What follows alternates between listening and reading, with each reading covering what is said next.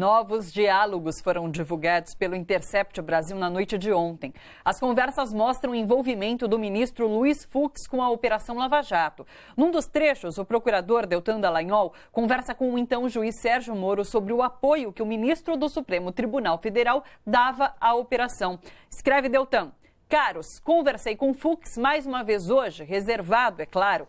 O ministro Fux disse quase espontaneamente que Teori fez queda de braço com Moro e viu que se queimou. E que o tom da resposta de Moro depois foi ótimo. Disse para contarmos com ele para o que precisarmos mais uma vez. Só faltou, como bom carioca, chamar-me para ir à casa dele. Mas os sinais foram ótimos. Falei da importância de nos protegermos como instituições, em especial no novo governo. Sérgio Moro responde: excelente, in Fux we trust.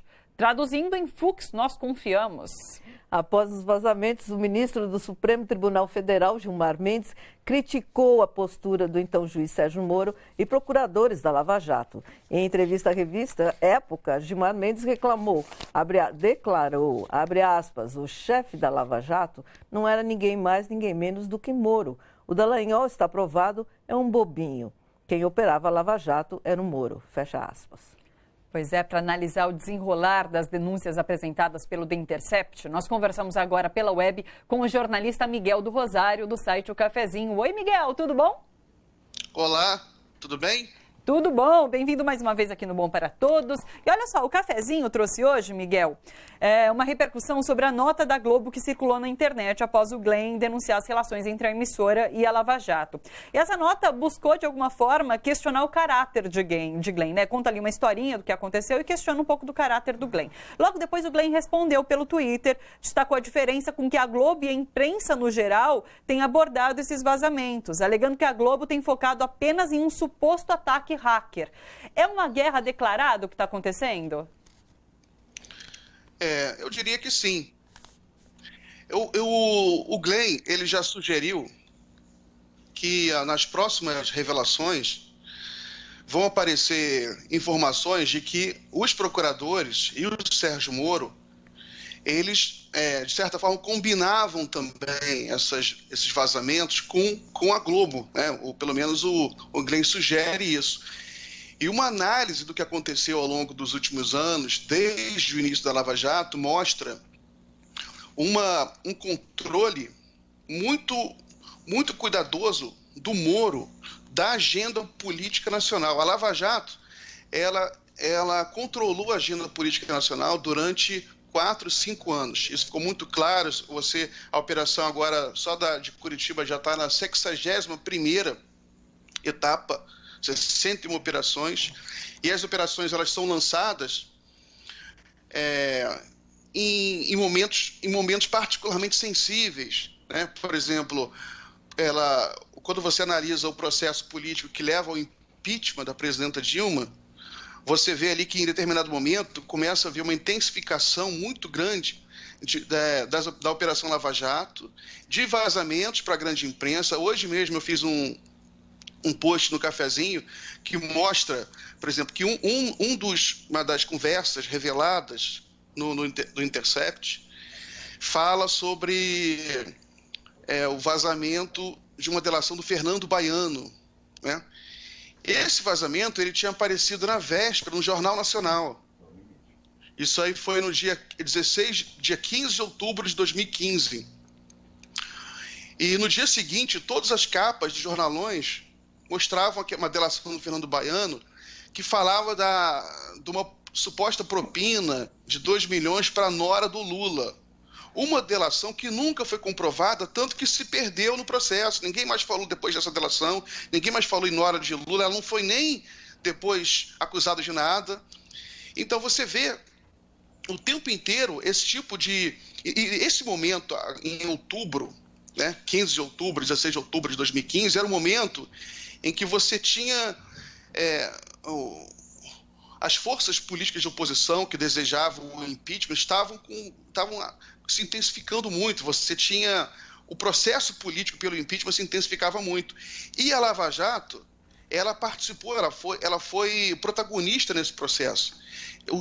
Com esse tipo de vazamento. Agora a gente sabe, a gente já desconfiava, já escrevo sobre isso há anos, mas agora a gente tem a comprovação, né, com fatos, de que o Sérgio Moro, ele combinava com o Dallagnol, combinava com a Lava Jato, né, a divulgação desse tipo de vazamento, a divulgação, inclusive ele dá orientação para o Dallagnol para que ele deve lançar alguma operação, deve lançar logo uma operação. Ele fala, já tem um mês sem operação, né? Então, são vários trechos em que mostra isso. Realmente, a Lava Jato agora está numa situação muito complicada, porque ela está provado a sua parcialidade, né? E já se mostra nas pesquisas. Hoje saiu uma pesquisa do Atlas Político, que eu até já publiquei lá no Cafezinho, que mostra aí uma queda de popularidade do Moro de 10 pontos percentuais, né? 10 pontos percentuais. E é impressionante, porque eles fazem uma pergunta também para os entrevistados, são 2.000 entrevistados, se eles ouviram falar dessa revelação do Intercept. 78% falam que realmente ouviram falar. Tá aí até esse gráfico aí. E uma maioria desses entrevistados, maioria absoluta, acha que um juiz que conversa com o procurador de forma reservada, sem que a outra parte saiba, né? Porque um juiz ele pode até conversar com o procurador publicamente, abertamente, a defesa sabendo, conversei isso com o procurador, para que o juiz tenha que ficar numa posição imparcial, equânime. Mas se o juiz conversa só com a acusação, sem que a defesa fique sabendo, você vê que a maioria acha que o juiz deve ser punido. O que mostra que o impacto dessa revelação ainda está sendo processado pela opinião pública, né? Porque as pessoas ainda tem, inclusive, uma contradição nessa pesquisa aí, que você tem o Sérgio Moro tem um apoio de 50% da população, ao mesmo tempo que quase 60% acha que um juiz que faz o que ele fez deve ser punido. Ou seja, você tem um gap aí, um processo de deterioração que vai se acentuar à medida que as pessoas forem assimilando o que aconteceu. E sem contar que virão novas revelações, né? E pelas entrevistas que o Glenn está dando, hoje, por exemplo, o Glenn Greenwald deu uma entrevista para a Jovem Pan, eu assisti, e pelas entrevistas, ele não fala o que vai revelar, só que pela maneira dele falar, pela posição dele, você vê que é chumbo grosso na Lava Jato, no Sérgio Moro. Então, você está vendo uma mudança aí na opinião pública brasileira, já detectada nessa mesma pesquisa que vocês mostraram aí, que eu publiquei no Cafezinho também, que é a questão do apoio à prisão do Lula também, que já está... O apoio à prisão do Lula ainda é a maioria, 49%. Só que essa pesquisa mostrava que em abril, 57% apoiava a prisão do Lula. Então está havendo uma mudança na opinião pública, menos pessoas apoiando a prisão do Lula. E, enfim, é uma mudança que vai causar aí causar mudanças, né, na política brasileira. Agora, Miguel, deixa eu te perguntar uma coisa. Mesmo com a população começando a descobrir o que está de fato acontecendo, você acha que a Globo, dando com um viés completamente distorcido a cobertura dos vazamentos, você acha que isso pode impedir um pouco, pode demorar a fazer com que a população perceba o que de fato aconteceu e o que de fato significam os vazamentos? Aí você vê a beleza da política, né? A Globo, ela está desmoralizada, inclusive pelo Bolsonaro. O Bolsonaro tem atacado sistematicamente a Globo, então a Globo está queimada à esquerda e à direita, né? Então é uma coisa impressionante, porque ela não tem o poder que ela tinha antes, né? Você tem hoje um racha na mídia, a Folha está dando com bastante força aí esses vazamentos do Intercept, a internet cresceu de uma maneira muito importante, inclusive recentemente, de uns anos para cá, só de 2018, porque o crescimento da internet, ele realmente é espetacular. A quantidade de youtubers hoje que tem, do campo progressista, youtubers assim mais à esquerda, que tem hoje, é muito maior do que tinha um ano atrás. Se você avaliar as páginas, hoje em dia formou-se organicamente uma rede de youtubers progressistas que estão crescendo uma velocidade muito impressionante. E ele não existia um ano atrás. Então, o cenário político realmente é dinâmico, né? E é emocionante. O Brasil, ele não dá descanso para a gente.